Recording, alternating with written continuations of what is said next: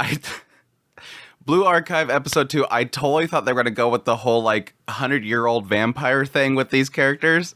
Like, these girls actually have been around for decades, but I think it's just a mistranslation. I went ahead and checked the game story mode just to make sure, but yeah, what was that whole, it's been decades and we've been working on actually paying off this debt thing? I'm like, okay, they have, like, the whole Halo thing, so maybe that's, like, an angel thing. Maybe all these girls are actually, like, hundreds of years old and they're angels.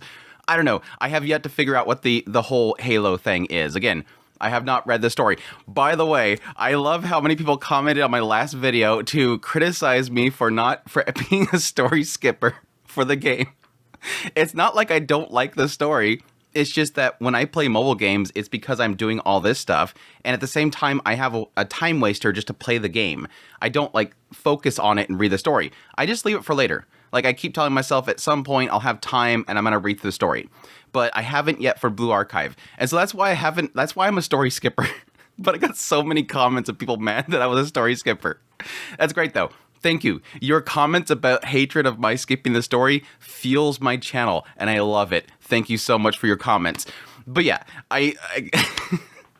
So everything here is obviously from a perspective of somebody that knows nothing about the story. And so I don't know what the Halos are. I don't know how actually old the characters are. The story says that they're like in their teens, so I'm going to assume that's correct. But it could be a different calculation there. So when I seen decades that they've been paying off this debt, I was like, okay, that could be true. But then, yes, like I said, I technically listened to what they are verbally saying, and I think it's basically them saying in Japanese several years. Susun or something like that. I forget what exact term is, but it means several years. I don't know why, at least the English subtitles that they had for the global version release of this series says decades, but who knows.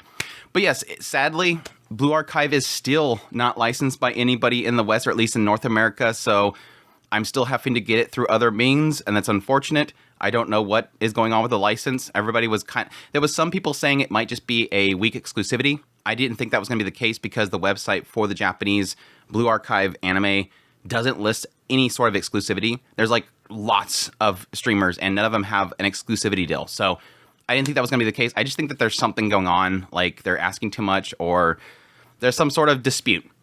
It could be a number of things. So we'll just have to wait and see. I'm assuming eventually it'll drop somewhere, but again, I assume it's probably going to Crunchyroll. That aside, this episode 2 of Blue Archive, really, really loved it. And obviously, everybody knows why. Andrew loves Setika. And we actually got some tsundere Setika this time around, which, see, she had a little bit of it at the very end of the first episode, so I assumed it was going to be there. But yeah, I really loved Setika in this episode. The whole stalker comment. Stop fooling around, stalker. The angry cat girl faces were just, like, plentiful, and I loved every minute of it. And yes, at the very end of the episode, we got a brief shot of, I think it was Mutsuki over on the side. And I love Mutsuki. So it was like, please, I hope the next episode has Mutsuki because she's great. She's just so snarky and mischievous. And I love that about her character. So we'll see. But yes, this episode, opening it up, again, having the whole aftermath. No, actually, they showed us what I think is a tutorial of the original show or the original series, which is like this whole segment of Sensei saving this one headquarters. They bring him up there. They give him the tablet that has Orona. Now, it sort of implies this idea of him going into this other digital world and talking to Arona, but based on him accessing it and going into it later on, I think it's just like a mental image of him going in there and talking to Arona. But yeah, he basically gets his tablet. It's from the student council. They left it for him. He goes inside there, talks to Arona. Arona's excited because she has a new teacher to help out. She's his digital assistant kind of thing, so that whole thing plays out. But yeah, we cut back to the girls. The Katakata gang run away. And yes, we get a little bit of, again, another information dump. We find out why they have, like, what was it, 900 million in, like, debt. So, yeah, they have a lot of money to pay off. But again, this is where it kind of has a weird translation. It says, like, this whole dust storm comes in. It wrecks everything. They've been trying to save the school, but nobody would give them a loan except this one company, and they've racked up this debt. Assumingly that they haven't been able to pay it off because it keeps happening. And yeah, that's why they've been doing what they've been doing and trying to pay that off. But again, additionally, Tsundere Setika does not like the situation, doesn't like that everybody's going to be listening to this teacher. It was a little odd. I have to admit, like consistency-wise, this scene didn't make any sense because in the first episode, Setika didn't seem to have any problem with Sensei. I think it's maybe because he showed up and they were just excited they were going to get funding.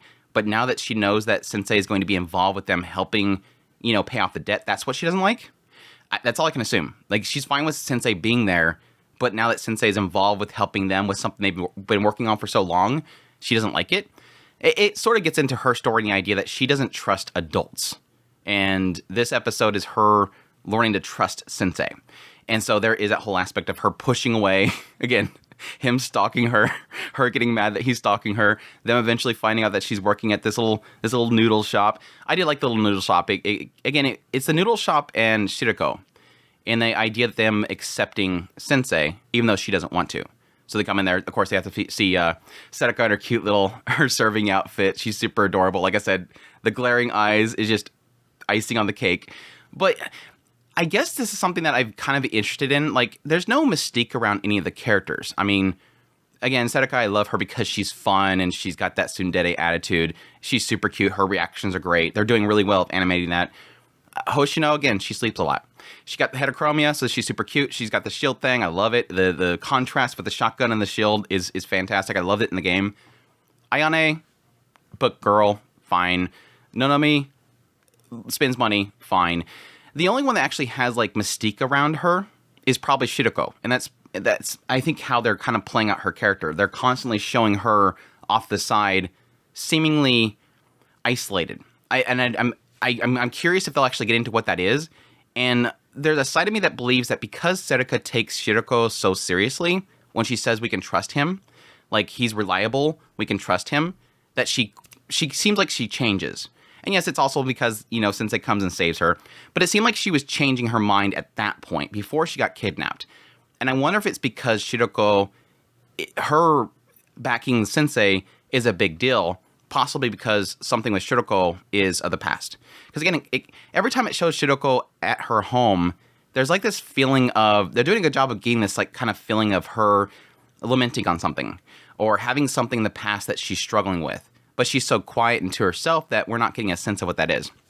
I could be overthinking it, but it makes me believe that Shiroko has been involved with something pretty serious in the past. Maybe the previous teacher, the previous sensei, the previous student council, something of the past that she's lost, and now she's kind of, not distant, but she's quiet. Like she's closed herself in.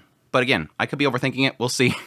But I think, again, the sign of that is that she says to Shiraka, hey, we can trust Sensei. He's reliable. And that, again, I think that moment that Serika was going to accept Sensei, but then, again, get kidnapped, taken out in the middle of nowhere by the gang, them coming in there and saving her.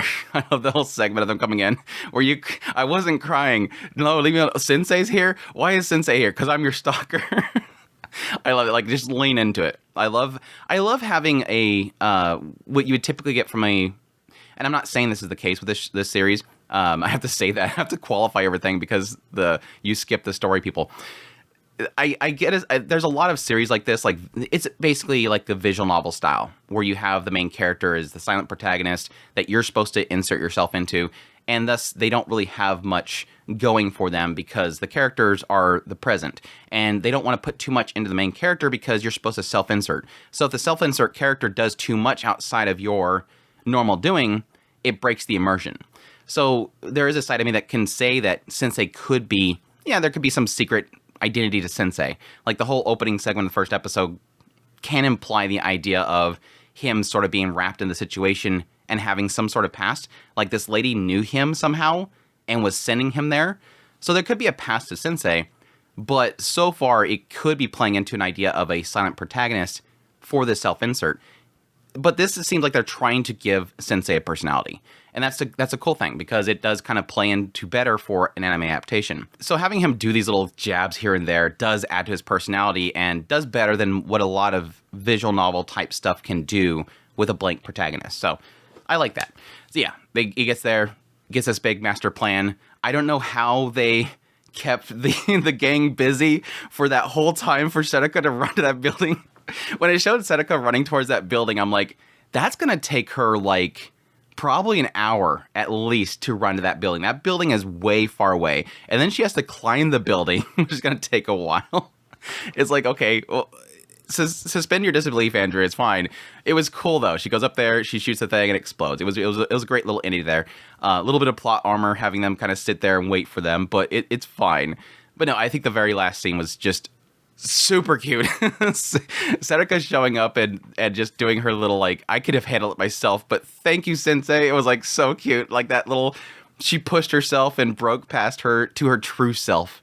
Like a true tsundere, she literally broke past that barrier that she had, that mask that she had on, and just love Sensei. It was super cute. I thought that was like just beautifully animated. That little kind of pause, hesitation, that embarrassment, and then just the leap out there. And of course, Hoshino's got a teaser right afterwards. It was cute. It was cute. Now, the fight itself, I think overall the episode looked fine. I think the only thing that bugged me was probably the fight, because they utilize a lot of CGI, which I was kind of expecting. Since they're CGIing the weapons, they're going to CGI the vehicles, and while I was okay with the weapons, in the first episode, I was defending it. I was like, they actually have the weapons look and shaded to match the character designs.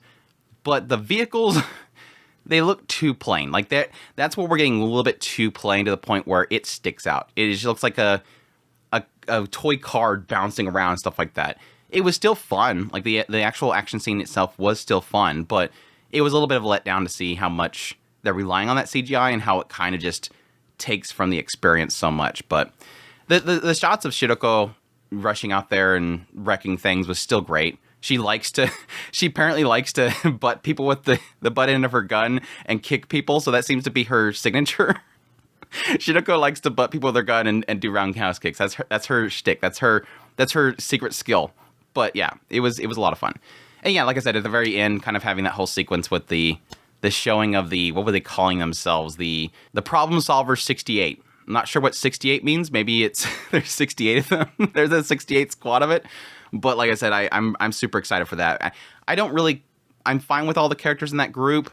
But again, like I said, Mutsuki is the one that I like the most. I think she just got she has a fun personality that I just get a kick out of. She's got the mischievous, lolly vampire kind of feel going for her that I really love. So if I can't get like all the other ones like Hina and Iori and Mika, we got Yuka at the very beginning. I was excited about that for a brief moment. I seen some people making comments about Yuka's thighs, which yes, I technically can agree. The game technically does. There's a joke going around about how thick Yuka's thighs are, and those were definitely not thick enough in that brief shot at the very beginning. I wish that we at least got some vocals from her at the very beginning, but it is what it is. Again, I'm not sure exactly when they're going to focus on those characters, so I'm waiting, and I'll be patient and see hopefully if they pop up at some point. Yeah, I loved a lot of the shots with Arona as well. For those who don't know, I love the seiyuu behind Arona. That was one of the reasons why I came to play the game, is yes, to hear Arona, her seiyuu, say my name. As difficult as it is to get that thing to say your name properly and not to think that you're saying something inappropriate, especially Andrew, is very difficult to get in Japanese. It basically has to end up being like and Ryu or something like that, but it works. But yeah, speaking of that, I was a little thrown off by what they actually call the tablet. Yes, it's got Arona in it. It's this OS, and it's called the Shitum Chest?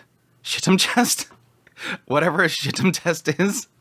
That's a very, very interesting name. And again, that might just be an odd I guess, spelling for the English version of it. But yeah, the direct translation is Shitum's chest. So, okay, that's a thing. It might be reference to Acacia Tree. I don't know. But yeah, that's my thoughts on this episode. Like I said, a lot of really cute Serika moments. I just think she's adorable. Love the tsundere attitude. Her just being flustered and angry and eventually breaking that soon. Her just being really upset that everybody comes to save her, but she's super happy that everybody comes to save her. Like a little sense of the idea of her being abandoned, and we all knew that wasn't going to be the case, but it was super cute. But anyways, that's my thoughts on episode 2 of Blue Archive, the animation. Hope you guys enjoyed this video. As always, if you did, make sure that like button down below. Comment. Tell me how much you hate the fact that I'm a story skipper. Keep doing it. Keep fueling me. But anyways, if you like this content and want to support channel more, I have Patreon link, tips, links, and links, membership button down below. Greatly appreciate what it does, and y'all take care.